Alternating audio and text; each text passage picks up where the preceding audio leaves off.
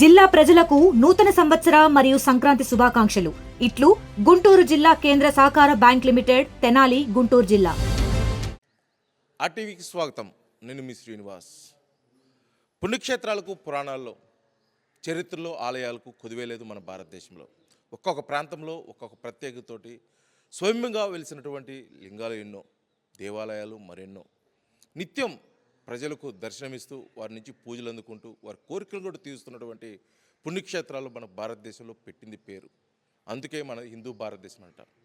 ఇప్పుడు ఇటువంటి భారతదేశంలో అనేక ఆలయాలు చరిత్రలో నిలబడిపోయి ఉన్నాయి. స్వయంభుగా వెలిసినటువంటి కొన్ని ఆలయాల గురించి ఇప్పుడు మనం చెప్పుకుని ఉంటే, మార్కాపురం జిల్లాలో నుండి గిద్దలూరులోని శ్రీ పాతాళ నాగేశ్వర స్వామి దేవాలయం ప్రత్యేకం. ఎందుకంటే ఈ ఆలయం పూర్తిగా కూడా రాతి కట్టడం.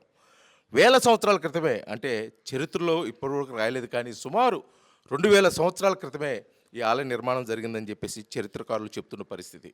ఇప్పుడు మనం విజువల్స్లో చూస్తున్నాం. ఇది పూర్తిగా కూడా రాతి కట్టడం. అంటే అది ఇప్పుడు కట్టింది కాదు. ఇక్కడ శాసనాలను బట్టి చూస్తున్నట్టయితే మనకి ఇక్కడ అర్థమవుతుంది ఇది ఎంత ప్రాచీనమైనదో. ఇక్కడ గతంలో అనేక మంది, అంటే వీరబ్రహ్మేంద్రుడు, అంటే మనం భవిష్యత్ అని చెప్పినటువంటి వ్యక్తి వీరబ్రహ్మేంద్రుడు ఇక్కడికి వచ్చి పూజలు కూడా నిర్వహించారని చెప్పేసి చరిత్రకారులు అయితే చెప్తున్న పరిస్థితి.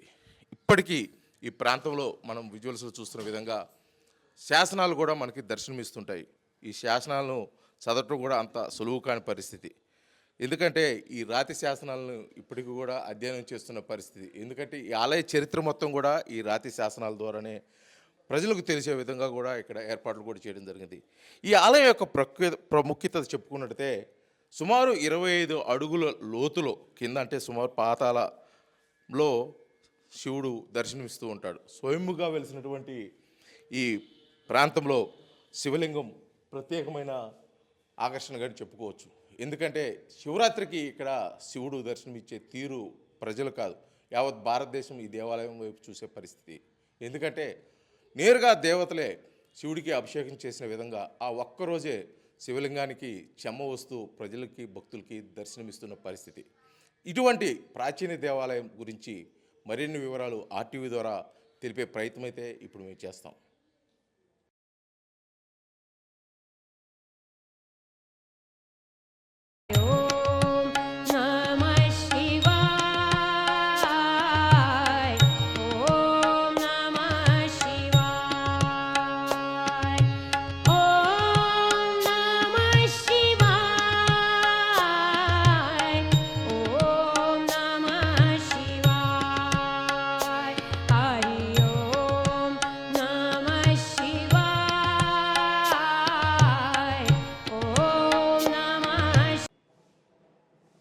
ప్రస్తుతం మనం గిద్దలూరులోని పాతాళ నాగేశ్వర స్వామి దేవస్థానంలో ఉన్నాం. ఈ ఆలయం యొక్క చరిత్ర, ఈ ఆలయం యొక్క ప్రాముఖ్యత, దేవాలయం అర్చకులైతే ఉన్నారు, వారు మాట్లాడి తెలుసుకునే ప్రయత్నం అయితే ఇప్పుడు మనం చేద్దాం. నమస్తే స్వామి. నమస్తే. బయట బోర్డు చూస్తుంటే ఈ ఆలయ నిర్మాణం కొన్ని వేల సంవత్సరాల క్రితమే జరిగినట్టు ఈ ఆలయ చరిత్ర గురించి చెప్తున్నారు. అసలు ఏంటి ఈ ఆలయం యొక్క ప్రాముఖ్యత ఏంటి? అసలు ఇది ఎప్పుడు నిర్మించారు? ఏంటి చరిత్ర? ముందుగా ఇక్కడ ఉండే సిద్ధులు అనేవాళ్ళు ఉండేవారు. ఈ సిద్ధులు అనేవాళ్ళు ఈ యొక్క సృష్టికి విరుద్ధంగా ఉన్న పాము, కప్ప ఆడుకోవడం చూశారు. ఇదేంటి, పాము ఆ కప్పని మింగాలి కదా, ఈ యొక్క పాము కప్పతో ఆడుకుంటుంది ఏంటని ఇక్కడ తెరకిస్తూ వచ్చినప్పుడు, ఇక్కడ మనం ఏదైతే శివలింగం ఉన్న గుహను చూస్తున్నామో ఆ యొక్క గుహలోకి వచ్చి అవి అంతర్ధానమైంది. ఇక్కడ ఏదో శక్తి ఉందని చెప్పేసి వారు అక్కడ తపస్సులో కూర్చొని శివతత్వాన్ని చూశారు. ఆ శివతత్వంలో చూసి ఇక్కడ శివుడు ఉన్నాడని భావించుకొని ప్రతిరోజు కూడా అక్కడ ఉండే శివలింగానికి వారు అభిషేకం చేస్తూ వచ్చేవాళ్ళు.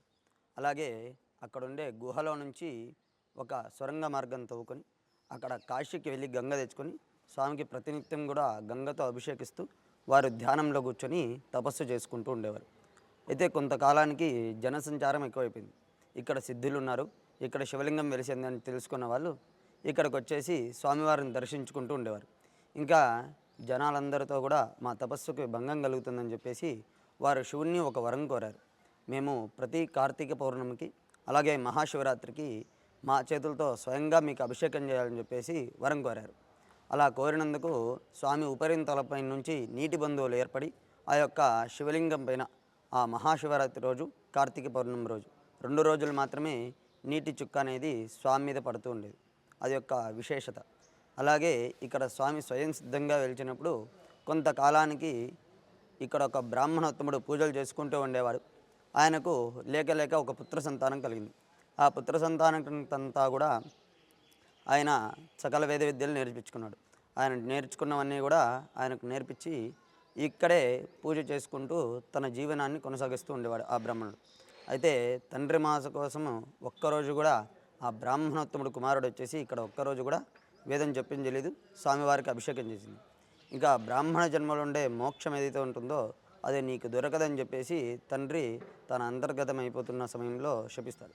అలా శపించినందుకు మా నాన్నే కదా అనింది, నాకేమవుతుందిలే అని చెప్పేసి ఆయన పట్టించుకోకుండా అలాగే ఉండేవాడు.